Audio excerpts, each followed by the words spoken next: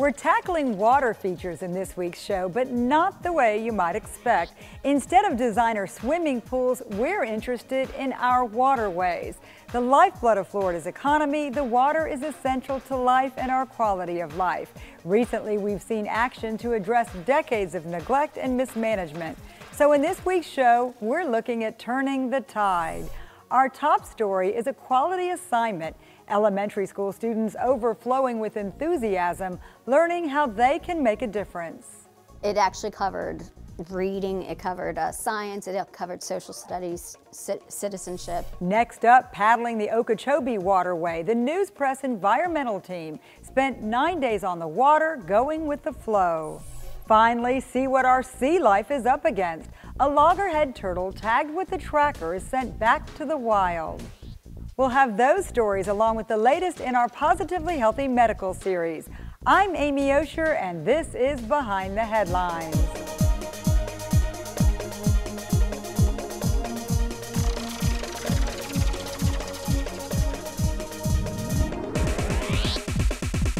I'm Amy Osher. Thanks for joining us. Safeguarding the environment doesn't come with an age requirement. Some of this area's youngest students are taking aim at water pollution and learning how even the tiniest efforts can have a ripple effect.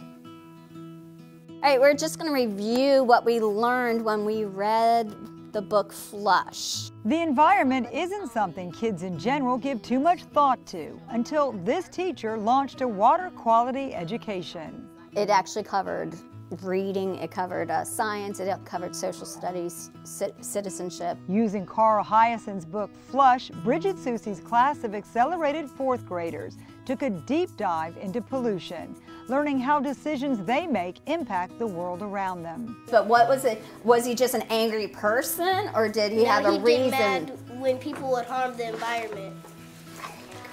Good job. The lesson went over in a big way. Because they became more aware of it when they were walking to school or when they were on their buses or going to the parks and stuff, and then they realized, wow, if I threw this piece of trash, this could kill a fish. That made me feel sad because I don't want animals to die. The thought of pollution hurting wildlife or damaging their drinking water hit close to home. If we can't help the environment, we ain't gonna have no fish or no food to eat. The students were invested at this point.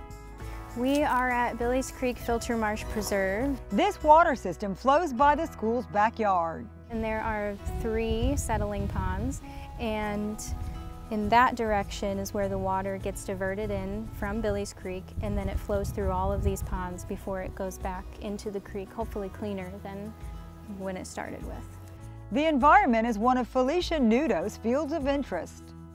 Is this considered in a healthy situation right now, the way it is today? Yeah, it looks pretty healthy to me. It's not overgrown with any water hyacinth. The water looks pretty clear. I don't see a lot of algae.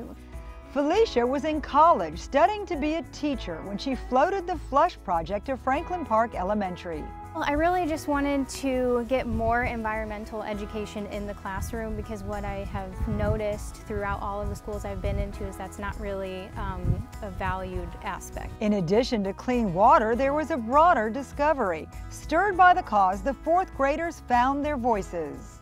People may not know what we're thinking or how we feel about something, and I would try to make them agree with me and help. If we speak out and tell people what we think and how we feel, that might help our environment better. Well, that was really the whole point with this project, is so that they know that they can be land stewards and that they do have responsibility for their home, which is the earth and that we live on. They're more conscious now of what they put down the drain, flush down the toilet, or place in the trash. What's more, the students reached out with posters and letters to elected officials. I think I made the adults think about that if you throw trash away, it won't help the earth. It starts with them, and it has to start with them at this age, even in kindergarten, 1st and 2nd grade, because if not, it's going to be too late. It may be hard to get your head around the massive and complex water system that flows through our state, critical to our drinking water, our crops, our wildlife, covering just about every facet of life here. Earlier this year, a crew from the news press paddled the upper Okeechobee Waterway to see what it was like to go with the flow.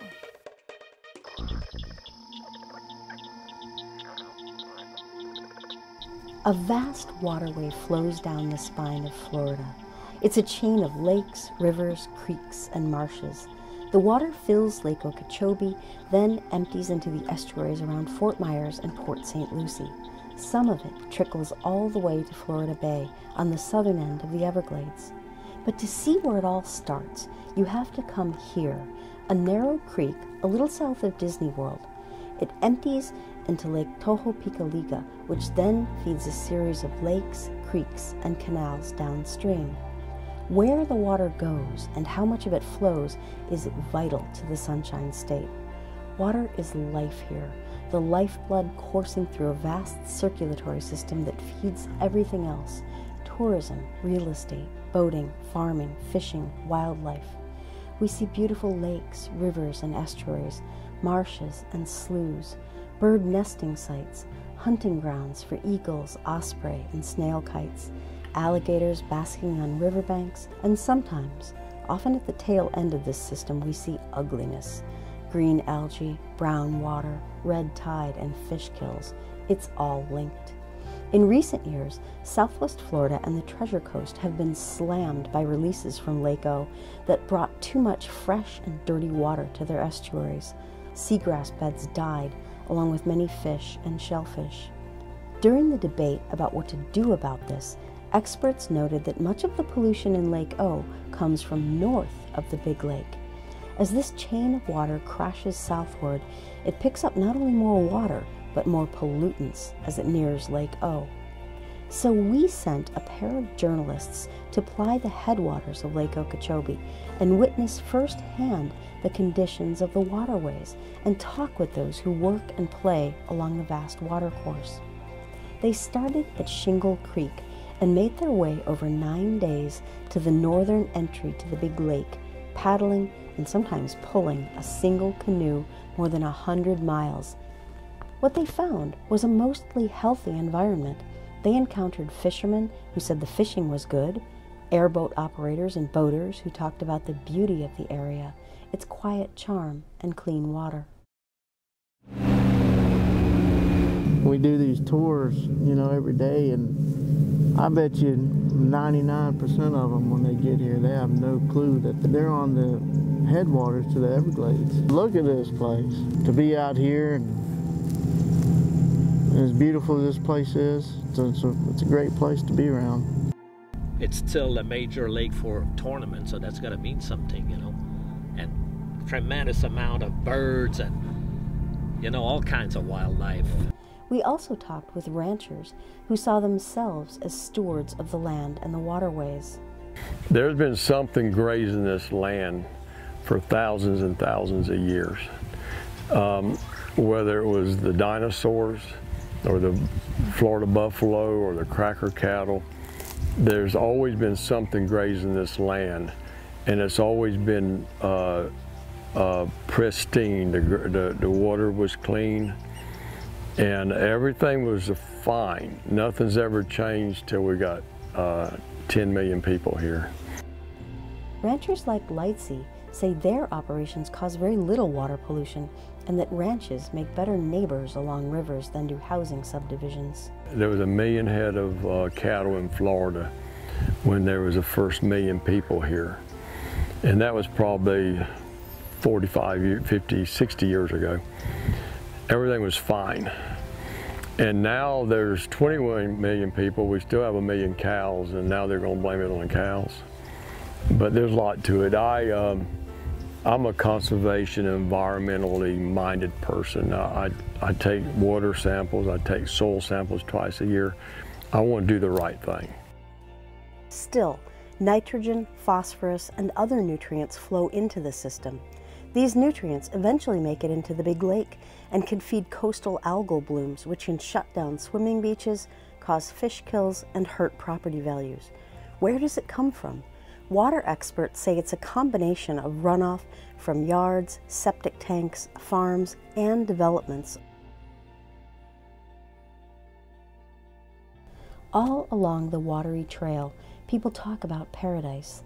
They fish for perch and bass, they cast nets for catfish, they give airboat tours to tourists or take them on fishing boats. But was it always this way?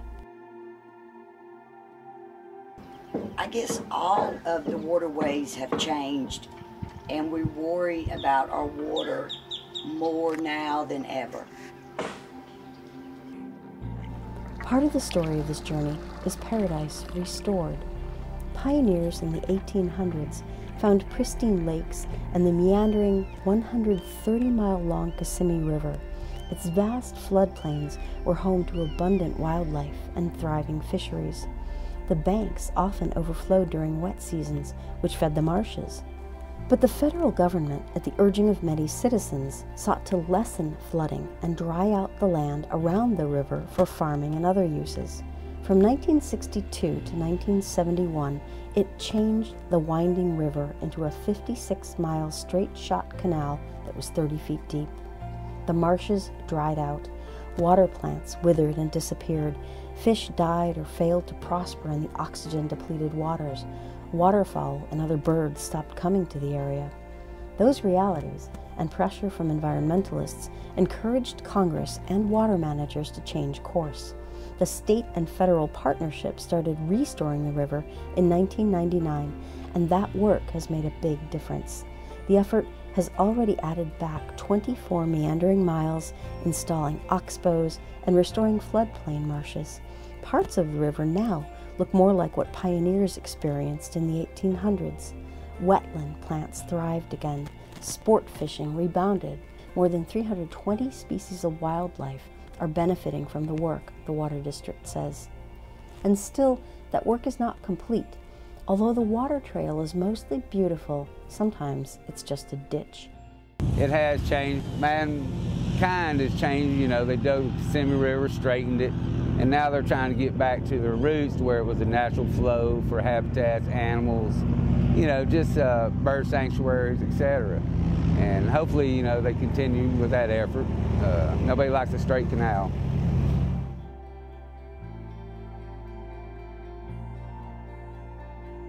And there are still locks to navigate that ruin the natural feel of things. Restoration can only go so far in a land forever altered by growth and development. Even with the lessons of history and the latest knowledge, water management is controversial. There will always be water battles, if not outright wars. Most people agree that in Florida, water must be managed for several reasons. To keep people and property safe from flooding, to supply water for agriculture, and to maintain the health of estuaries during Florida's drench and drought seasons. And solutions must be found because Florida is growing rapidly. Still, the water needs to go somewhere. Perhaps the biggest aspect of this water is its persistence. Dam the water in one place and it will pop up somewhere else. During heavy rainfall, the Caloosahatchee and St. Lucie rivers are used to drain the water to the state's two coasts. But that often means too much water at once, harming the seagrass, fish, and shellfish in the estuaries. But the water must be released, or it will break down the Herbert Hoover Dike that protects residents around Lake O from deadly flooding. So the other fact about this vast water system is its resilience. Despite billions spent on diverting the course, some of the water gets through and always will. The flow can be altered, but it can never be stopped. So for decades, many have labored to preserve paradise and turn back some of the devastation. All the efforts now are to ensure this isn't the twilight of this vast natural waterway, but rather the dawn of a better day where clean water keeps flowing to bring life to lakes, rivers, estuaries, beaches, and the ancient and unique Everglades. On Friday, May 11th, the News Press and the Daily News are once again teaming up to host a regional water summit. It's a half-day event bringing experts together in one place to talk triumphs and challenges. Building off our inaugural Save Our Water event in 2016, this is an effort you can join. This is an opportunity for us to come together and bring the community into a room and have experts talk about where we are today with water quality in Southwest Florida. Tickets are available. You go to news-press.com/saveourwater. It starts in the morning with a registration. We have what we're calling a water quality fair. There's going to be different tables set up with brochures and literature from different organizations. After that, everybody gets to come into the big room. Breakfast will be served, and then listen to these outstanding, some of them nationally known speakers talk about the quality of water. It's a really eclectic lineup of speakers, videos, and presentations. Still ahead, set free in the sea. Researchers are still keeping tabs on a turtle many have come to know and love. That story is up after the break. Hiring the right moving company is important. Best Moving and Storage is a family-owned and operated business serving Southwest Florida for over 22 years. From our free in-home estimate until the last piece of furniture is in your new place or stored in our climate-controlled warehouse, we treat you like family. Best Moving and Storage is fully licensed and insured, with all of our employees being certified drivers and packers. When it comes to protecting your treasured belongings, choose a company that's experienced and trustworthy. Call Best Moving and Storage today at 239-592-6565. Life here is amazing, and so is the joint care. At the Total Joint Center at Physicians Regional Healthcare System, we've changed the experience of joint replacement for good. With our comprehensive joint care program, most hip and knee replacement patients return home in just 2 days, because we know you want to get on with your active life. Pain-free living starts at Physicians Regional Medical Center, Collier Boulevard, and Physicians Regional Medical Center, Pine Ridge.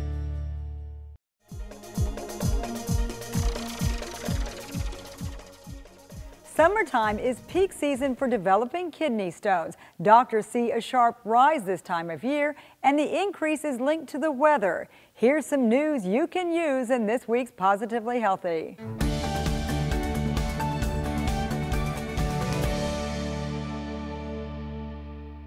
As the temperature heats up, so does the occurrence of kidney stones. Board-certified urologist Barkley Story sees it frequently in his practice. A lot of people down here don't realize that because of the heat and the humidity, they tend to live in a state of sort of chronic dehydration. When it's hot, we sweat more, and our body fluids become more concentrated with minerals like calcium. Over time, it can lead to the formation of stones. And as a result, I see quite a few patients who present with their very first kidney stone in their 60s and 70s, where chronic stone formers you would see normally a lot earlier in life.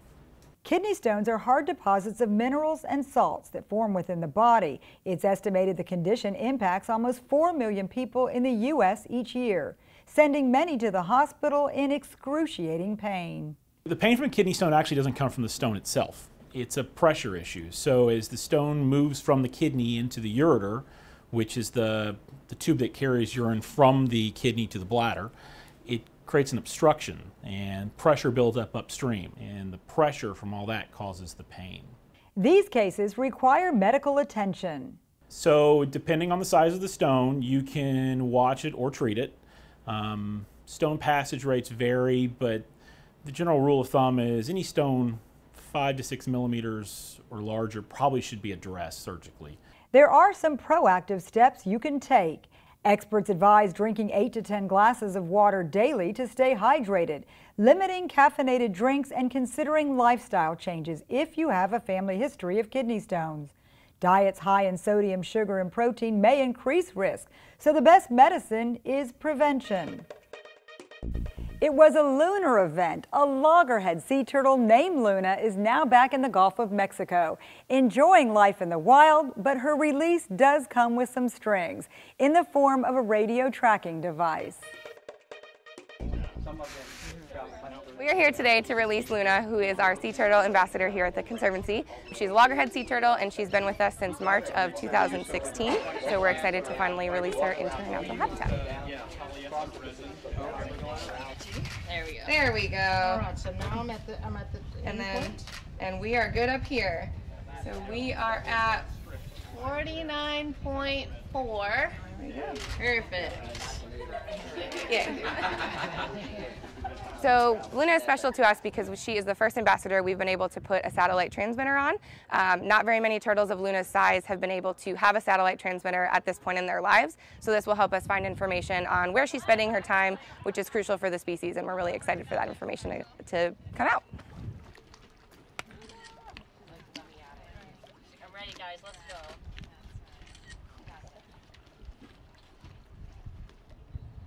Okay, give us a 5-second countdown. 5, 4, 3, 2, 1. Good luck, Luna. Oh, she's gone, boy. No goodbyes. It's like, what took you so long? Now we're going to let loose with a quick preview of what our reporters are covering on the beat. Thanks, Amy. So South Florida Water Managers just wrapped up a 2-year project to restore more than 1,000 acres of wetlands in southern Lee County and northern Collier County.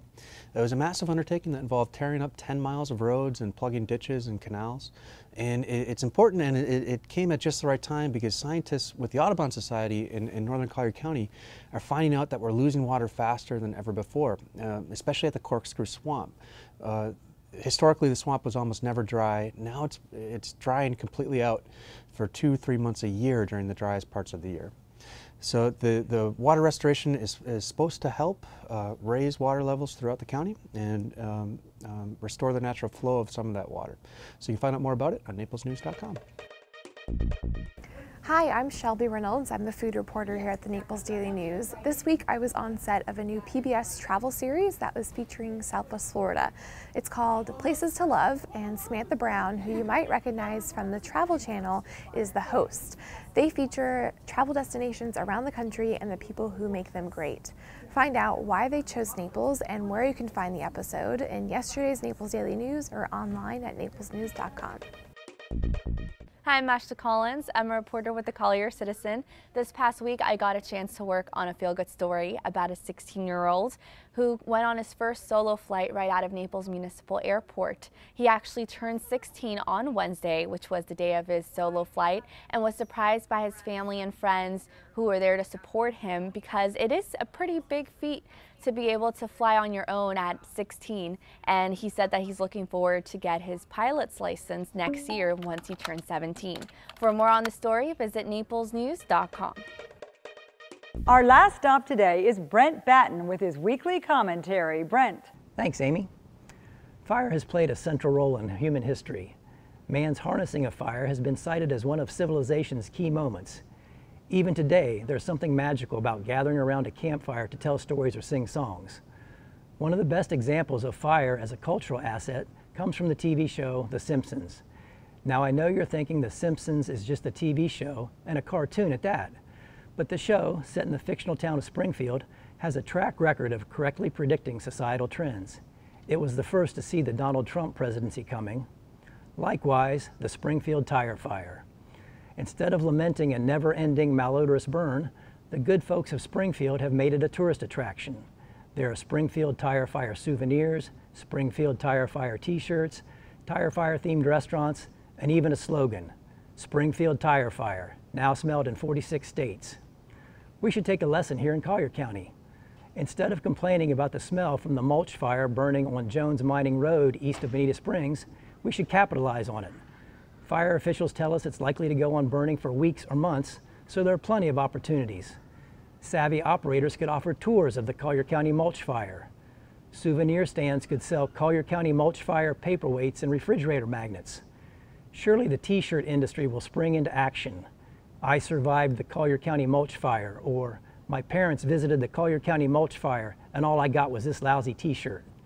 In season, it might be difficult to get a reservation at the Collier County Mulch Fire restaurant, but off-season the lines aren't so long. Entrepreneurs can rent lounge chairs, umbrellas, and offer concessions from mulch-side cabanas.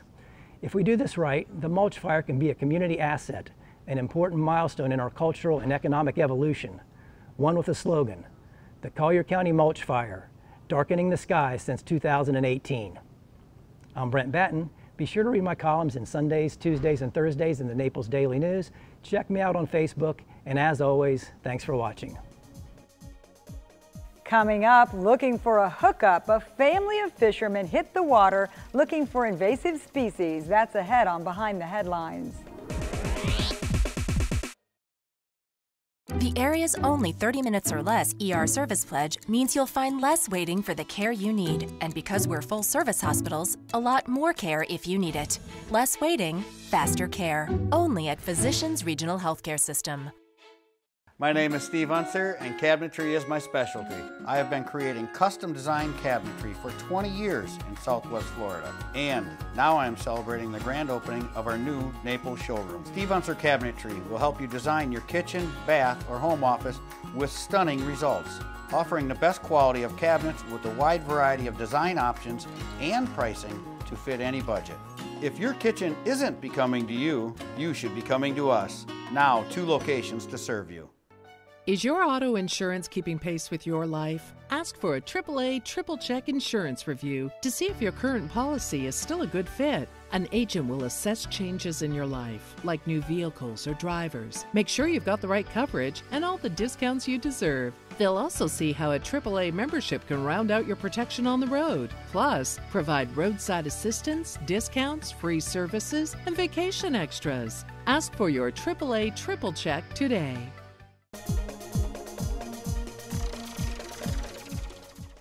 It was a family affair on the water, netting both a good time and lots of fish, non-native fish that are not good for the environment.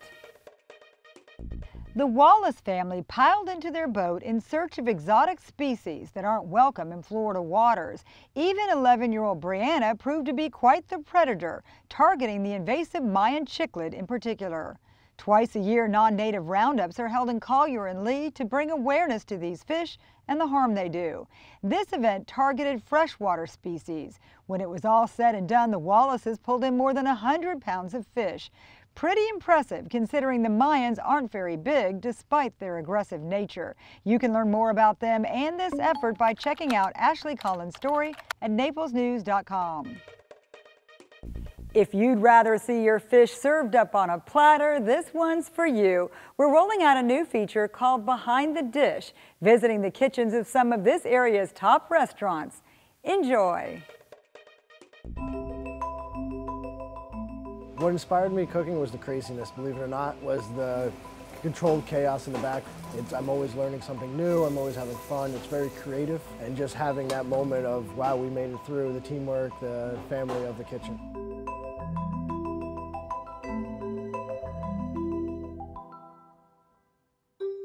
My name is William Conroy. I'm the executive chef at Naples Bay Resort. The dish I'll be preparing today is a pan-seared salmon with a creamy risotto. So it's got fresh seasonal vegetables in the risotto, and then it's got a citrus reduction from some local citrus that we reduced down. And then I add a little agar-agar to thicken it up. The salmon came on the menu because a lot of our guests are snowbirds, so they come up from up north and are used to salmon, and it's just one of our most popular dishes. Hopefully it's something that they'll talk to their friends about, something they'll remember, and they really enjoy it. That will do it for this week's show. As always, thank you for joining us. You can catch up on past editions by logging on to naplesnews.com. On the homepage, scroll down to quick links and select Behind the Headlines. I'm Amy Osher. See you back here next week.